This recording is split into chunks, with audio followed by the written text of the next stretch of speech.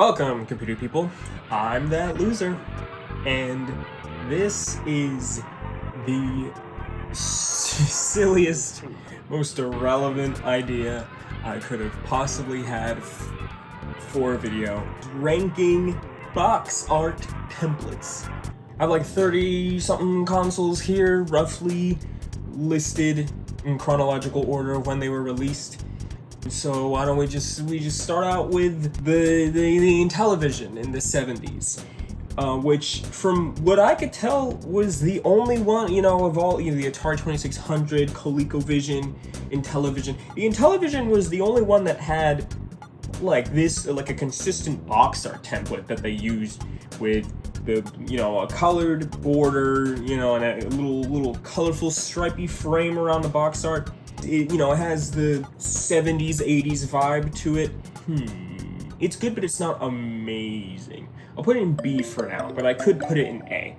Next, there's the NES with the black box template. This template is completely iconic for a reason. Because of crappy consoles like the Intellivision, the video game market crashed.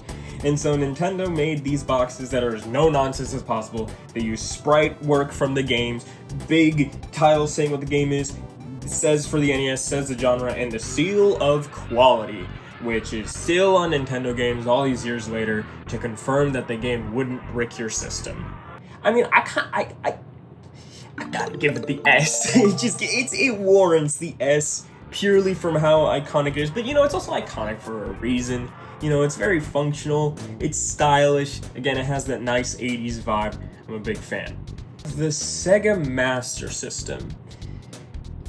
This one's weird. This is just like the Sega Master System itself. Nintendo really dropped that black box template after the early years of the NES, and people were like, we know what NES games look like, so the box arts just started doing whatever they wanted.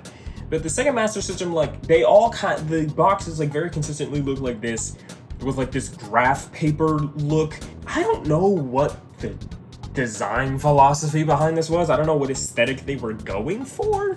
This was the first console, I think, where the games came standard with a plastic case, I think, which is super cool. I can't give this anything higher than a C. It's very functional and it works. It's distinctively Master System. I don't really get it. I don't get it. I don't get what they were thinking, really. But next, we have the Game Boy. The Game Boy boxes were definitely more standard than the NES box. Pretty much every single Game Boy box, every Game Boy box that I've ever seen, looks like that, with the big, bold Game Boy logo on the side. I think this is a great design. It leaves plenty of room for the artwork, while also having a massive logo on it. I think that gets an A tier. It's very solid. And then while Atari was all over the place with the 2600, 7800, they had this consistent template with the gray around it, the logo at the top, rainbow line. I think this is a good design. It's a good design, and it feels super 80s. This is so 80s. It looks like the packaging for a blank VHS tape when they would sell those. That's what it looks like to me. I'll give it a B. We move on to the 16-bit era with the TurboGrafx 16. I'll be honest, I don't know anything about the TurboGrafx 16 beyond Bonk's Adventure. Konami owns the rights to it, and it's 16 bits. And I gotta be honest, this box template, it's really solid. You look at, I love how stylish they are with the black against the color banner at the top, and the color was consistent with the genre. They would put the genre on there the same way as the NES, but they would change the color banner based on the genre, and it was pretty consistent around all the games. It's just stylish, man. I really like it. I'll give it an A. It's gonna go an A. Alright, then you have the early Genesis games that took the Sega Master System graph paper design and inverted it. Very creative. But these are so much better. First of all, the way that they took the graph paper and then just inverted it makes it clear this is sort of a sequel console. But also, that with like the Genesis logo at the top. It has that edge, you know, that the Genesis was going for in its marketing. Like this is the tough kid console. I think this is going in S tier. Like it's so functional while also being really stylish and also really fitting the console and feeling like the color scheme and the marketing of the console. It's good. The main issue with that template was like it wasn't consistent at all. Like there were so many games that didn't use it, including Sega's own games that didn't use it. Man, I don't care. It's good. I like it. But then, you know, later on, they wanted their boxes to be more consistent, and they started doing these banner designs for like all of their pieces of hardware. And the Genesis got a red banner on the side that said Genesis. I'm not a big fan. Honestly, I'm not a big fan. I don't know what it is, but it just feels kind of lame to me. It doesn't have that same sauce that the previous design did. I don't know how to explain it. It's just something about the red feels so off. And yeah, it was more consistent. It was more functional. You know, you still got those plastic cases, unlike Nintendo. They got that over Nintendo, but it's just, I don't know. I'm feeling mean. I'm gonna put this in D tier. I'm sorry. I'm sorry, I just don't care for it. But as I mentioned, this was an initiative Sega took across all of their hardware, including the Game Gear, where they used the same sort of style with the same banners, same font, sort of like striped background, except it was magenta. And honestly, I like this way more. I can't explain why. This tier list, all vibes. I think I'm putting this in B. The choice to use magenta, it takes gumption to do that. For some reason, I like that design of having the logo on the side more for handhelds, and I think it's cute that you know, the Game Gear box and the Game Boy box have like a matching thing where the name's on the side. We'll put it in B tier. But then you get to the Super Nintendo. First of all, they're cardboard boxes, and at that point, that was kind of lame. You could have used plastic boxes, Nintendo, so people can keep their boxes, but, you know, there's aspects of this that I like the Super Nintendo games, they were very consistent, like, you could tell it's a Super Nintendo game. But I don't get what the design here is, man. Like, they feel so all over the place, like, they have those little dots and those little arrows, sometimes they have, like, a little tagline on them, sometimes they don't. It's just like a weird... I do like this is when they started to do that console war, you know, only for Nintendo on their boxes. I think that's really fun. I miss when consoles would do that. But beyond that, I think this is below average. I think this is going right alongside its rival in D tier. But after that, we're moving into CDs, and you have the Sega Saturn, using just normal old jewel case with the logo on the side. The jewel cases are where I let the, you know, home consoles with the logo on the side slide. The Sega Saturn logo is cute. It's kind of tacky, but in like a cute... I like that it has like the weird 3D letters and like the little Saturn with the S around it. It's super cute. And I like it. Like, oh, this console can do 3D graphics. It's very functional. You know, it's a jewel case. You can replace the cases easily. That's always nice. Hey, it's very solid. PlayStation. This one is great. I love this. Is so iconic to me, and I was never a PlayStation kid. I see this game, Final Fantasy VII, and I picture it with the PlayStation logo on the side. Like, that's just, it's PlayStation, man. It's a bold logo, it's easy to see, fits the identity of the console, is very no-nonsense. I don't think it's quite an S tier, but it's a very solid A tier. It really earns its place there. N64, Nintendo is really falling behind here, is still using cardboard boxes and cartridges. But, you know, that's okay. We listen and we don't judge. This feels like a Super Nintendo box, but better. Like, it was actually designed. Plenty of space for the box art, you know, a much smaller N64 logo, and then, you know, it says like only 4 with the peeled corner. On the side, it has the rating and if it supports multiplayer and all that. It's just very functional. I feel like there's nothing too special about it. I'll put it in C. The Dreamcast. Man, I think this design is going straight in S as well. Like, first of all, the design of the Dreamcast console I love it to bits. It is so cute. It is so cute. I just want to squeeze it with the white and like how quirky the controller is, and with the little, and I just love that this is a CD case and it looks like a Dreamcast. It looks like the, you know, the lid to put in the games with the little orange nub and everything. I think this design is absolutely great. It's it's great. I love it. Then later on, they redesigned the Dreamcast boxes to have the same curved ridge, but it was black and it was a milder curve, which I definitely understand. It's definitely a little more functional. I feel like they made it they lost its sauce though, for sure. It's a bit of a look at how they massacred my boy situation, you know what I mean? I feel like it's gonna go and be the redesign, I can't even lie. Alright, next let's look at something stupid. The Gamecom, when Tiger Electronics tried to be a proper handheld competitor and failed miserably because their games ran like butt. And that's saying something, considering their previous games were just a pocket watch that could play Castlevania. These boxes were interesting because they were just regular like cardboard boxes that had like the big Gamecom logo at the top. But they all came in like these like airtight plastic packages, like the things that they put scissors in at the store. It wasn't like a protective case that you got to keep. You had to like cut through with scissors to get to your game, which is so strange. I can't think of a single other console that has done that. It's fun.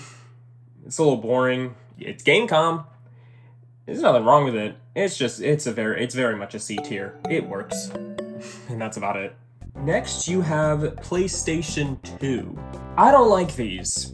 I don't know what it is about them. They feel cheap. It feels cheap to me. Like there's no sauce. PlayStation 1 discs, like they came in a jewel case. I feel like they added to it, in a way. But these are just regular DVD cases, and it feels so generic.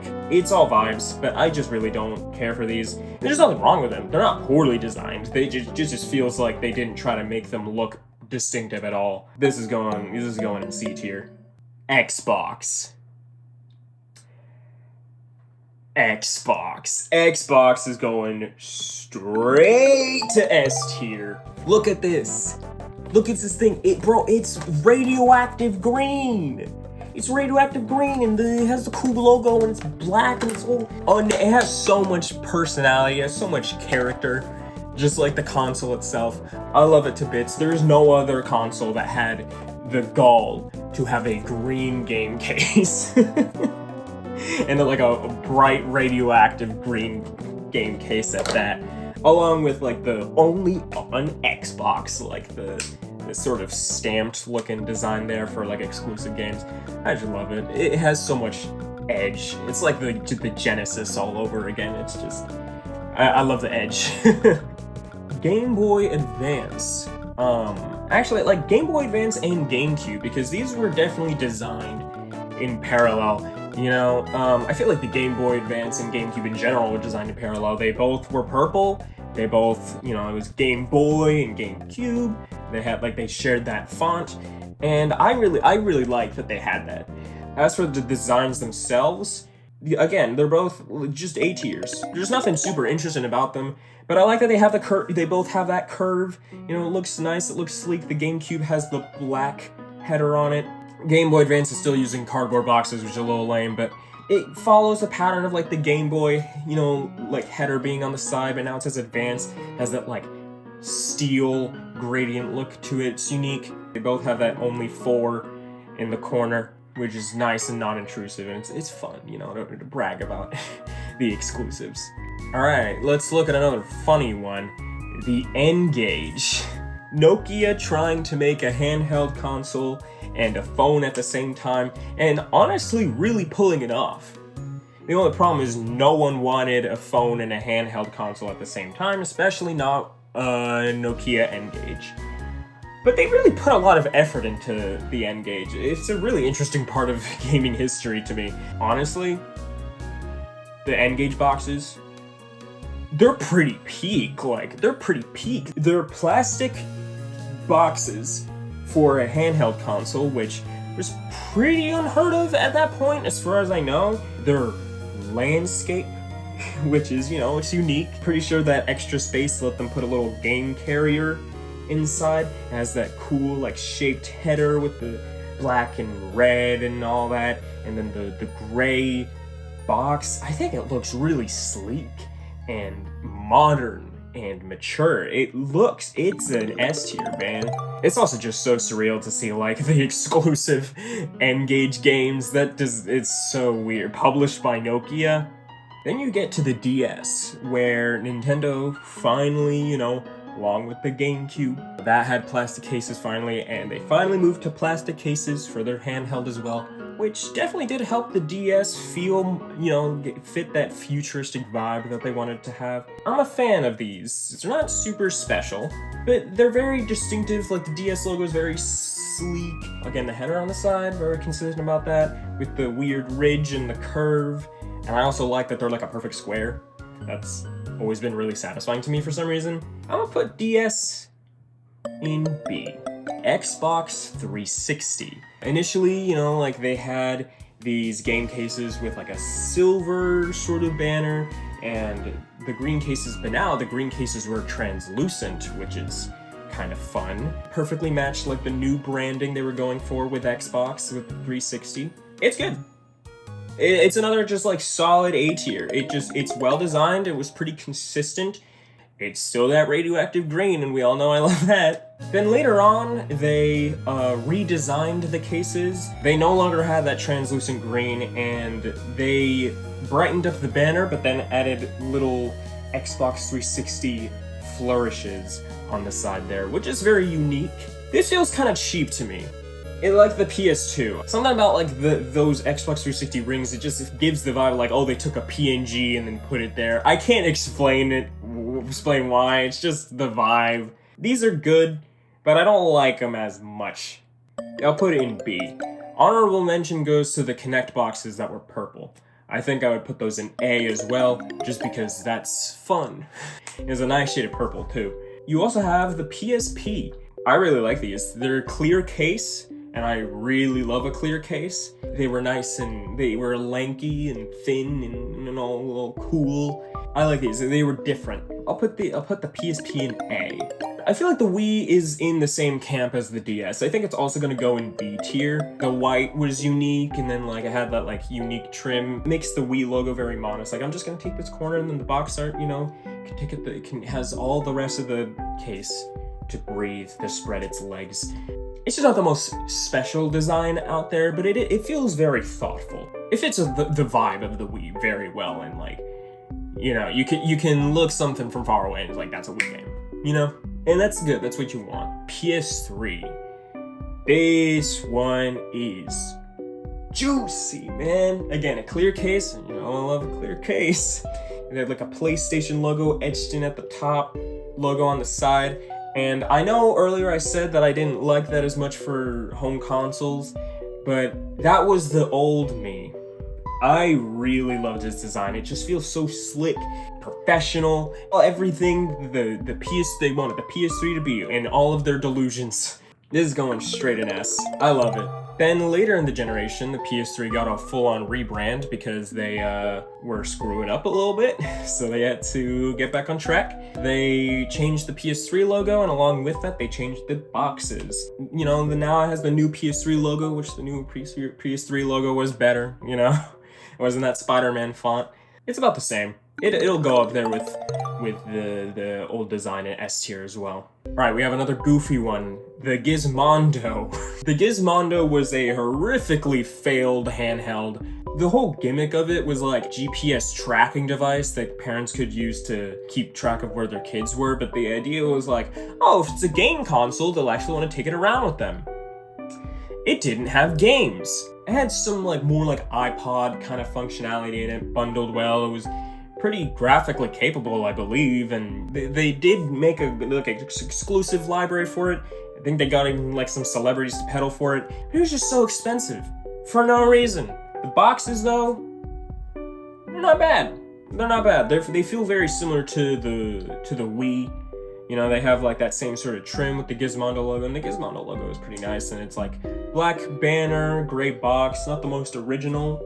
It's functional while also having a little more flavor than like a C tier. I'll put it in B. Then we can move on to a good handheld, that being the 3DS. These boxes are fine. They're fine. I get why they did this. You know, they moved the header to the other side and, you know, got rid of the ridge and the curve to make it more distinctive. I do like that on the spine. You know, they all had the little icon that would show up when you put the game in your 3DS. That's cute. It feels like a C tier.